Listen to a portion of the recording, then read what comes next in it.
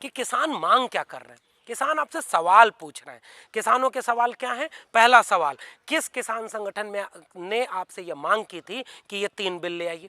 आपने किस घोषणा पत्र में आपने कहा था कि आप कारपोरेट फार्मिंग, आप जो है एमएसपी के खत्म करने की बात, आप जो है हर राज्य में जाने की बात, जो प्रावधान आपने किए हैं, जमाखोरी की बात, ये किस किसान संगठन की मांग है या किस पार्टी के घोषणा पत्र में है? नंबर 2 सवाल किसान क्या पूछ रहे हैं कि अगर आपने ये नियम कानून बनाए हैं तो आप हमसे बात क्यों नहीं कर रहे? 2 महीने से उनके आंदोलन चल रहे थे, उन्होंने बात नहीं की। तीसरा सवाल किसान पूछ रहे हैं कि हम तो हर राज्य में जाकर पहले ही बेच सकते थे, आप तो ये झूठ बोल रहे हैं कि हमने हर राज्य में जाकर के बेचने की सहूलियत दे दी।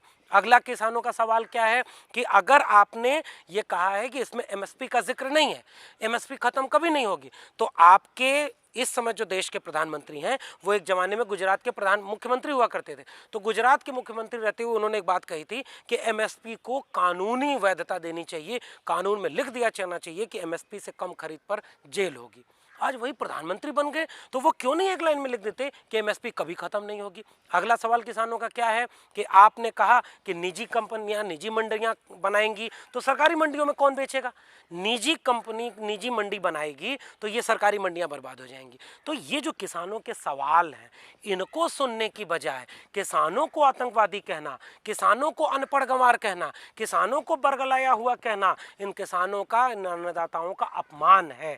जब यही किसान प्रधानमंत्री मोदी को वोट देकर के सबसे बड़ी पार्टी बनवाने में मदद करते रहे तो वो किसान बड़े समझदार रहे, और आज जब वो किसान कह रहे हैं कि आप हमारा भविष्य चौपट कर रहे हैं, आप इस किसानी को बर्बाद कर रहे हैं, अंबानी अडानी के हाथों में ये सब बेच रहे हैं, तो वो किसान नासमझ हो गए, अनपढ़ गवार हो गए। ये तो आंदोलनों के चरित्र पर जो हमला है, इस देश को अब ये भी तय करना होगा। छात्र ने लड़ाई लड़ी तो उनको टुकड़े टुकड़े गैंग कहा गया, शिक्षक लड़ाई लड़ रहा है तो उनको किसी पार्टी का एजेंट कहा जा रहा है, जब दलित लड़ाई लड़ रहा है तो उसको नक्सली कहा जा रहा है, जब मुसलमान लड़ाई लड़ने आया तो उसको आतंकवादी कहा गया, और जब शिक्षक बुद्धिजीवी लड़ाई लड़ रहा है तो अर्बन नक्सल कहा गया।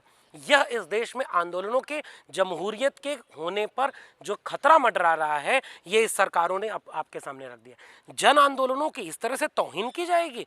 जनता चुनी हुई सरकार में अपनी सवाल पूछने के लिए राजधानी तक आती है, 3 तरफ से दिल्ली घेर करके वो बैठे हुए, तो एक सवाल है। वो सवाल इस बात का है कि इस देश में फिर अपनी चुनी हुई सरकार से सवाल कैसे पूछा जाएगा? ये सवाल पूछ रहे हैं किसान। और मेरा कहना ये है, हम प्रोफेसर हैं, हमारी जिम्मेदारी है कि हम किसानों के पक्ष में खड़े हों, हम छात्रों के पक्ष में खड़े हों, हम नागरिकता कानून का भी विरोध करें, और सबसे बड़ी बात, जब बेरोजगारी का आंदोलन होगा तो भी हमारी लड़ाई है। सवाल क्यों नहीं पूछा जा रहा है कि जिसने कहा कि सौगंध मुझे इस मिट्टी की, मैं देश नहीं बिकने दूंगा, बचा क्या है? रेलवे बेच दिया, एयरपोर्ट बेच दिए, रेलवे स्टेशन बेच दिए, हवाई सेवाओं को बेच दिया, भेल बेच दिया, बीएसएनएल बेच दिया, एमटीएनएल बेच दिया, और उसके बाद इस समय एलआईसी तक बेच रहे हैं। बचा क्या है? अब इस बार इस देश को सोचना होगा कि एक तरफ सारे संस्थानों को निजी हाथों में बेचना, दूसरी तरफ बेरोजगारी चरम पर बढ़ना, तीसरी तरफ इसी समय नई शिक्षा नीति ला करके विश्वविद्यालयों को भी निजी हाथों में बेचना। आपके बच्चों का भविष्य खतरे में है। आप केवल इस बात के खुश हैं कि देव दीपावली आके मना लिए, आप इस बात से खुश हैं कि 370 हटा दिया, मुसलमानों को ठिकाने लगा दिया, आप इस बात से खुश हैं कि सामाजिक न्याय वालों को ठिकाने लगा दिया, आरक्षण खत्म कर दिया। अरे कब तक आप इस बात से खुश रहेंगे? और ये जहरीली मीडिया बैठ करके आप देखते हैं, इसमें आपके बच्चों के सवाल हैं क्या? बेरोजगारी पर वो डिबेट करते हैं क्या? क्या वो आपके इन सरकारी संस्थानों को बेचे जाने के खिलाफ सवाल उठाते हैं क्या? क्या इस देश में गिरती हुई अर्थव्यवस्था पर उन्होंने सवाल उठाया क्या? कहाँ बैठे हुए हैं? आप इस देश को गड्ढे में जाते हुए देखकर खुश हो रहे हैं। और आखिरी बात मेरी कि इस देश में, दुनिया में जब पैंडेमिक की सिचुएशन थी, जिस समय पूरी दुनिया आपात स्थिति में है, आपकी अर्थव्यवस्था -23 है, आपके यहाँ बेरोजगारी 12 करोड़ लोगों के रोजगार चले गए हैं। हमारे देश में अर्थव्यवस्था कैसे काम करती थी? प्राइमरी सेक्टर, सेकेंडरी सेक्टर और टर्सरी सेक्टर। तो इनमें क्या होता था, जो सबसे ज़्यादा रोजगार के अवसर थे वो कृषि में थे। कृषि तो वैसे ही बर्बाद कर दी गई। तो जहां सर्विस सेक्टर में रोजगार दिया जा रहा था, अब सर्विस सेक्टर एक्सीड कर रहा है, वहां कोई रोजगार नहीं मिल रहा, लोग नौकरियों से निकाले जा रहे हैं, विश्वविद्यालयों को अब निजी हाथों में बेच रहे हैं। तो ये जो कानून आप पास किए, 3 श्रमिक कानून है, याद रखिएगा। अभी मजदूर तो उतने मजबूत नहीं हो पाए हैं कि वो इन सड़कों को जाम करें, किसान तो थोड़े मजबूत हैं, और वो भी जिन इलाकों किसान बर्बाद हो गए वहां वो नहीं विरोध कर रहे हैं। जहां किसानों में थोड़ी हिम्मत बची है, थोड़ा हौसला बचा है, थोड़ा स्पेस बचा है, वो लड़ रहे हैं। तो आपको क्या हड़बड़ी थी कि इस पेंडेमिक के समय जब संसद तक नहीं चल पा रही है, ऐसे आपात स्थिति में 3 श्रमिक कानूनों का संशोधन कर दिया कि श्रमिकों के सारे हक छीन लिए गए। श्रमिक अब जो अधिकार डॉक्टर अंबेडकर ने लड़ करके, तमाम सामाजिक न्याय के नेताओं ने, राष्ट्र निर्माताओं ने लड़ करके श्रमिकों को, किसानों को, नौजवानों को शिक्षा के लिए दिए थे, इसी पेंडेमिक के दौर में नई शिक्षा नीति लागू हुई है। आपके देश के विश्वविद्यालयों को, स्कूलों को बेचा जा रहा है, आपके बच्चों को पढ़ने का मौका नहीं मिलेगा। इसी पेंडेमिक के समय श्रमिक कानूनों में बदलाव ला करके हर तरह की ट्रेड यूनियन को बर्बाद कर दिया गया।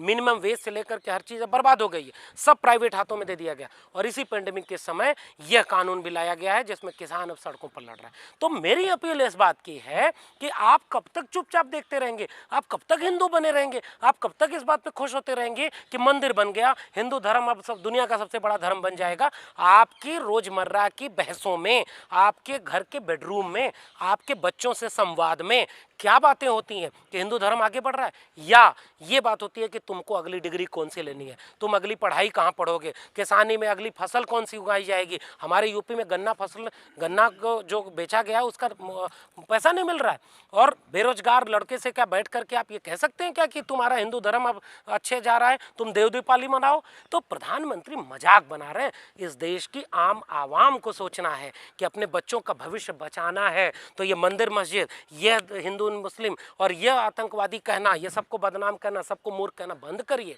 और किसानों के साथ खड़े होइए। और बेरोजगारी, निजीकरण, किसानों की समस्या, श्रमिकों की समस्या, शिक्षा बचाने की समस्या, यह है असली सामाजिक न्याय, और हम सामाजिक न्याय वाले ये लड़ाई लड़ते हैं। तो ये सारे नेताओं के बच्चे कभी हिंदू धर्म खतरे में था उसको बचाने नहीं गए। अमित शाह का बेटा जय शाह और कई 100 गुना टर्नओवर करके अपनी कंपनी को खड़ा कर लेता है। जो शिक्षा मंत्री हैं वो अपनी बेटी की एक तस्वीर बड़ी अच्छी पेश कर रहे थे कि मेरी बेटी विदेश के फला यूनिवर्सिटी से ये डिग्री पा ली है, अब इससे भी बड़ी डिग्री पाने के लिए वो अमेरिका के इस इंस्टीट्यूट में जा रही है। और उसी समय उसी राष्ट्रीय स्वयंसेवक संघ के, उसी भारतीय जनता पार्टी के, बजरंग दल के तमाम नेता जो हैं, उन सारे लोगों के बच्चे या तो बड़ी बड़ी कंपनियां चला रहे हैं, या तो वो अच्छी तालीम पा रहे हैं। कोई हिंदू धर्म बचाने नहीं जाता।